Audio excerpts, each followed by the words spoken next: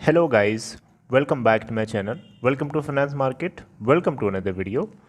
Guys, इस video के अंदर मैं आपसे बात करने जा रहा हूँ अमेज़ॉन ये फ्यूचर रिटेल जो ग्रुप था इसकी जो रिलायंस इंडस्ट्री के साथ मेजर डील हुई थी, इस डील के पीछे कि क्या वजह है ये आपको बताने की ज़रूरत नहीं है। ये आपको बहुत अच्छे से पता है कि बिजनेस चलाने के लिए हुनर होना चाहिए और वो हुनर जो किशोर बियानी जी हैं उनके अंदर था तो, लेकिन लॉकडाउन के चलते या और भी कुछ सर्कमस्टांसेस थे जिसके चलते वो काफ़ी ज़्यादा कर्जे में डूब गए और उस कर्जे में डूबने की नौबत की वजह से या कर्जे में डूबने की हालत इस कदर हो गई उनकी कि उनको अपनी कंपनीज़ को बेचना पड़ा। मर्ज करने के बाद फ्यूचर की ग्रुप के अंदर बहुत सारी कंपनीज आती थी, लेकिन सबको मर्ज करके बेचना पड़ा। मर्ज करके अपने एसेट्स को, रियलिस्टिक एसेट्स को, लॉजिस्टिक एसेट्स को रिलायंस को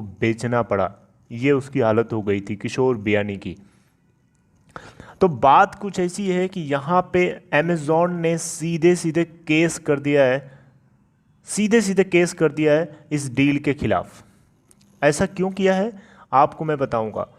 सबसे पहले आपको बताना चाहूँगा कि ये मामला क्यों, मतलब शुरू कहाँ से होता है। आपको छोटी सी 8 से 10 मिनट की वीडियो होगी, उसके अंदर आपको पूरा मामला जो है समझाने की कोशिश करूँगा। आपसे एक रिक्वेस्ट है कि इस वीडियो को स्किप ना करिएगा, वरना आप समझ नहीं पाएंगे कि मैं क्या बता रहा हूँ। चलिए आपको बिगिनिंग से स्टार्ट करता हूँ, क्विकली बताने की कोशिश रहेगी। बात कुछ ऐसी है कि जब फ्यूचर रिटेल ग्रुप, जिसको हम बिग बाज़ार के नाम से भी जानते हैं, जब इसका बिजनेस चल लगा इनको कि ये संभाल नहीं पा रहे हैं, तो इनके अंदर बहुत सारी कंपनीज आती थी, बहुत सारे जिसमें से फ्यूचर कूपन करके भी एक कंपनी थी। फ्यूचर कूपन बेसिकली इनकी जो फ्लैगशिप कंपनी है फ्यूचर रिटेल ग्रुप, उसके अंदर लगभग 7.3% की हिस्सेदारी रखती है। तो यहाँ पे बेसिकली हुआ क्या कि अमेज़ॉन से एक डील हुई थी 2019 में। अमेज़ॉन ने 49% स्टेक खरीदी थी फ्यूचर कूपन के अंदर, लगभग 1500 करोड़ रुपए दे करके। ठीक है।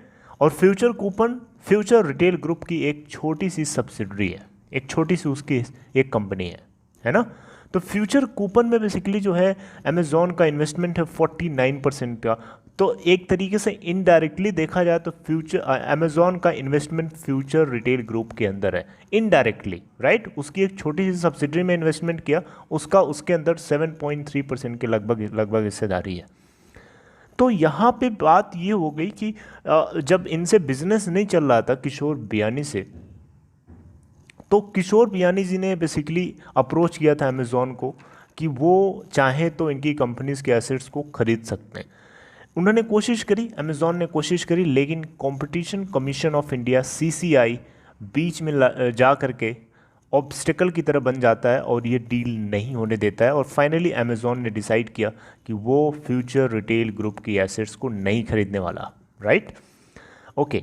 अब ये जो अमेज़ॉन ने स्टेक लिया था ना 49% तक का, ये 49% की जो स्टेक ली थी, तो इसके साथ में कुछ मेजर कॉन्ट्रैक्ट साइन करवाए थे।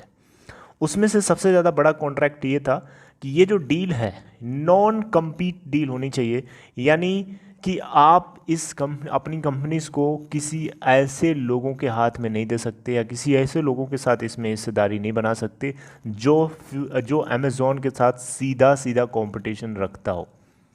लेकिन फ्यूचर रिटेल ग्रुप को कोई दूसरा मिला नहीं, तो ये रिलायंस इंडस्ट्री लिमिटेड के मालिक मुकेश अंबानी को अप्रोच किया। और मुकेश अंबानी की जो पहले से एक जियो मार्ट करके एक इनका चलता था, तो ये सीधा सीधा अमेज़ॉन को टक्कर देने वाला पार्टी इनको मिल गई। तो एक तरीके से यहाँ पे रिलायंस इंडस्ट्री को इन्होंने क्या किया, फ्यूचर रिटेल ग्रुप के मालिक किशोर बियानी ने, इन्होंने अपनी कंपनीज नहीं बेची, बल्कि क्या किया, इन्होंने सारी अपनी फ्यूचर ग्रुप की जितनी कंपनीज थी सबको इन्होंने मर्ज कर दिया।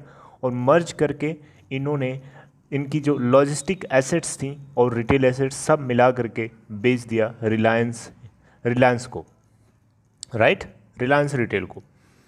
तो बात अब यहाँ पे घुमा फिरा के ऐसा क्यों किया गया, ऐसा इसीलिए किया गया ताकि अमेज़ॉन को डायरेक्टली, क्योंकि अब ये डायरेक्टली फ्यूचर कूपन को नहीं बेच सकते थे, इसके लिए इन्होंने मर्ज किया। ये एक चालाकी खेला किशोर बियानी ने, लेकिन वो चालाकी इनकी काम नहीं कर गई।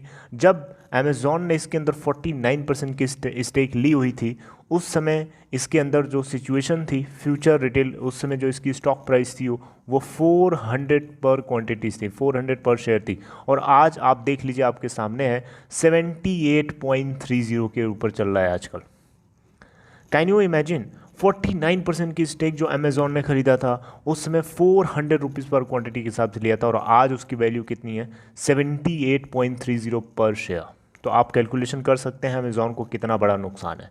तो अमेज़ॉन को इतना बड़ा नुकसान होने की वजह से अमेज़ॉन ने ये डिसाइड किया कि वो लीगल बैटल करेगा, लीगल फाइट करेगा। तो इसीलिए अमेज़ॉन ने एक लीगल नोटिस भेजा है, सेबी को भी भेजा है, security exchange board of India को, और कोर्ट में भी इन्होंने भेजा है। तो लीगली नोटिस करेगा, फाइट करेगा। और इस केस में किसकी जीत होनी है ये आप मुझे बताइएगा कमेंट सेक्शन में। देखिए, अगर डील हुई थी कि आप किसी भी ऐसे आदमी को नहीं ये बिज़नेस दे सकते हैं जिसका कंपटीशन सीधे सीधे अमेज़ॉन से हो, तो फिर आपने रिलायंस को ये अपना स्टेक, रिलायंस को अपने एसेट्स को क्यों बेचा? क्या आपको पता नहीं था रिलायंस का बिजनेस क्या है? क्या वो अमेज़ॉन के साथ सीधा सीधा टक्कर दे सकता, आपको पता नहीं था? तो आपने लीगल आपने कॉन्ट्रैक्ट के अगेंस्ट क्यों हुए? आपका जो कंसेप्ट है, वो जो डील हुई थी, जो साइन हुआ था कॉन्ट्रैक्ट, उसके अगेंस्ट क्यों है? तो इन्होंने अपनी नोटिस में, लीगल नोटिस में साफ साफ लिखा है कि जो डील हुई है वो पहले से किए हुए साइन के ब्रीच करता है, राइट? उसको सेटिस्फाई नहीं करता है, कहीं ना कहीं उसको फेल करता हुआ नज़र आता है। तो यहाँ पे अमेज़ॉन का राइट है, 49% की स्टेक रखता है, उसका भी अधिकार है, उसका भी सिग्नेचर होना चाहिए था। उससे पूछा नहीं गया कि आपको सिग्नेचर है कि नहीं, या करना है कि नहीं करना। एटलीस्ट उनसे पूछना चाहिए था ना, उनका भी तो राइट है। आप अगर किसी कंपनी के अंदर मेजर स्टेक लेते हैं तो आपका राइट बनता है कि उस कंपनी के अंदर जो भी कुछ फैसला लिया जा रहा है उसमें आपकी सिग्नेचर हो। ऐसा नहीं है कि आपकी कोई वैल्यू नहीं है। तो उसी राइट के चलते अमेज़ॉन जो है इस रिलायंस फ्यूचर रिटेल ग्रुप का जो बिज़नेस है इसके खिलाफ एक नोटिस भेजा है, और वो देखते हैं कि कौन इसमें जीतता है। जो सही है, एक तरीके से लॉजिकली देखा जाए तो सही कौन है यहाँ पे? अमेज़ॉन अपनी जगह बिल्कुल सही है। गलत कौन है? सबसे बड़ी गलती है किशोर बियानी की। किशोर बियानी ने ये जो डील करी थी वो अपने इस किए हुए डील के अगेंस्ट है, ब्रीच करता है वो, ठीक है। तो चांसेस तो यही हैं कि रिलायंस इंडस्ट्री जो है हार जाएगी इस केस में। आपको क्या लगता है? How do you think? आप भी मुझे कमेंट सेक्शन में बताइए। So this is the end of this video. I hope you liked it. I hope कि आपको मैं जो बताने की कोशिश कर रहा हूँ, you got my point all, ठीक है। अब मुझे उम्मीद है कि मैंने अपने सारे पॉइंट्स को कवर अप कर दिया है छोटी सी एक वीडियो के थ्रू। कोई पॉइंट छूटा नहीं है। अगर कुछ छूटा आपको लगता है तो मुझे बता सकते हैं कमेंट बॉक्स में। सो सी यू गाइज नेक्स्ट टाइम। अगर आपने फाइनेंस मार्केट को अभी तक सब्सक्राइब नहीं किया, प्लीज़ आप कर लीजिए, और सब्सक्राइब करके बेल आइकन को हिट कर लीजिएगा। दूसरी चीज़ ये है कि आपको डीमैट अकाउंट ओपन कराना है। डिस्क्रिप्शन बॉक्स चेक करिए, लिंक दिया गया है, लिंक को क्लिक करके आप स्टॉक के अंदर अकाउंट ओपन करा सकते हैं। See you guys next time tomorrow. Take care.